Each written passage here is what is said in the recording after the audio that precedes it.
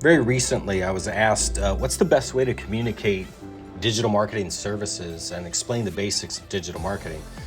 I'm going to try to create a reel, but this video might suffice for those who are looking for an in-depth course on these kind of topics. You might need to look elsewhere. This is super basic, just for you to help your clients to understand it in layman's terms. And so let's begin with a website. This is your online building or storefront, which tells who you are, what you do, and where you do it. It is an absolute must-have for all businesses who wish to scale or grow their business, but much more goes into this to optimize. But as a metaphor, I'll be using those a lot throughout this whole explanation. Would you go to a restaurant that looks dilapidated or has no signage at all, no one's in the parking lot, or would you go next door that looks amazing? You can clearly see the name of the business and what they have. They've got a good looking display outside. The parking lot looks happening. You could have the best food ever, but if you can't get people through the door, then they'll never know what you have for food or whatever your service is. Your growth is limited to word of mouth, referrals, repeat customers, and door knocking. This can keep the lights on, but will be difficult when going up against companies who are well established and are engaged in digital marketing. Along with this, a good Google business listing, aka GBP, would be very beneficial for you. Next is search engine optimization. Search engine optimization is what I describe as the second necessity and kind of the necessary evil.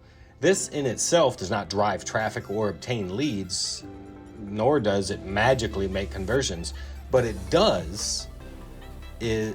it does is get more visibility to a business when their type of business or services are sought and they are ranking high enough to not require scrolling to find.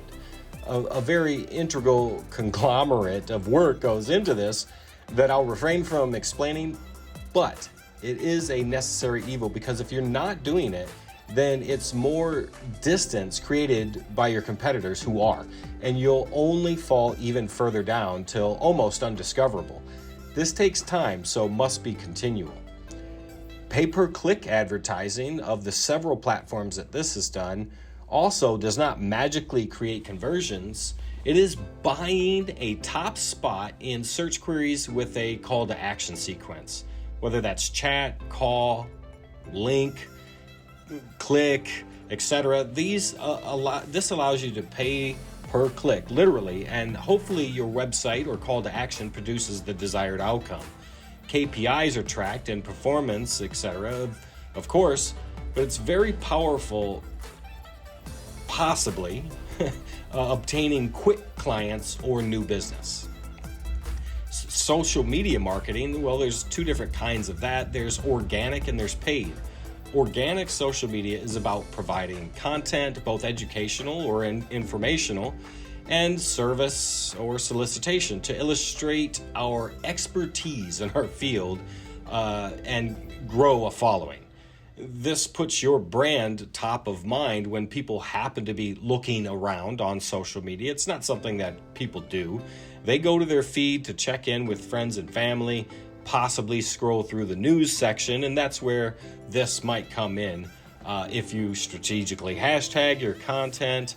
But paid advertising allows a business definitely to land in feed, but the best part about that is that so you're paying for impressions, how many people or profiles that your ad lands upon. These can be very targeted, from demographics to geographics, ensuring your ideal prospects only see the ads. Implemented with lots of research, conversion tactics, and a good funnel or user experience can increase return on investment rather quickly. This, though, unfortunately, also takes a learning phase. So the ads that you launch, they go through a period of time in quote-unquote traffic. And why that's important to understand is that there is a turnaround for the platform to understand those most likely to interact or engage based on the targeted data input. So then the ad gets thereafter converted once it reaches a certain amount of data, and that varies per industry, of leads or on-page views. So essentially, the call to action within that ad is clicked upon, and so it studies those user identification profiles and then tries to target going forward when you convert the lead from traffic to lead, so that way just those type of profiles most similarly connected to the ones that did during the traffic phase. So a digital presence is like paying your electricity bill. It's essential. People don't choose to, they decide that if they're going to operate their business and the machine, so to speak, has to run, they got to pay the electricity bill. Unfortunately, businesses don't necessarily think that way, though they should. It should be something that is a necessity, and everything after that, financial decisions after marketing, become optional. But marketing must be a necessity. The best time to start was yesterday. The next best time is right now. So marketing equals awareness. More people knowing about you means more sales opportunities. It's as simple as that. If you're waiting for more sales to start marketing, you're doing it backwards. Market to make those sales happen.